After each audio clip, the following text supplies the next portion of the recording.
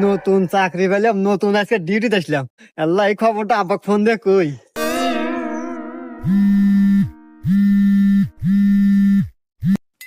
হ্যাঁ বাজান। হ্যালো আব্বা।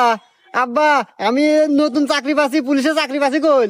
তুই কি করিস বাজান? তুই পুলিশের চাকরি পাচ্ছু? হ্যাঁ, আমার শুনে আত্মাটা জুড়ে গেল বাজান। আমার কত স্বপ্ন ছিল তুই একটা চাকরি করবো, সরকারি চাকরি করবো। যাক বাজান, আমি খুব খুশি হয়েছি বাজান তুই চাকরি পাচ্ছু। আব্বা, ওই আমাদের বাড়ির পাশে যে টয়লেট মোড় আছে না, রাস্তা, এই রাস্তায় আজকে আমি ডিউটি করতেছি। তুমি আসো, দেখা হয়ে যাও। বাজান আমি এই সময় কিভাবে যাবো আমি বুঝতেছি না তো। আরে আব্বা, আমার মোটর সাইকেল আছে না, ওই মোটর সাইকেল বাইরে বাইরে টান দিয়ে আসো। এই যে টয়লেট মোড়ের রাস্তা, এই রাস্তায় আসো, দেখা করি, কথা কই তোমাদের।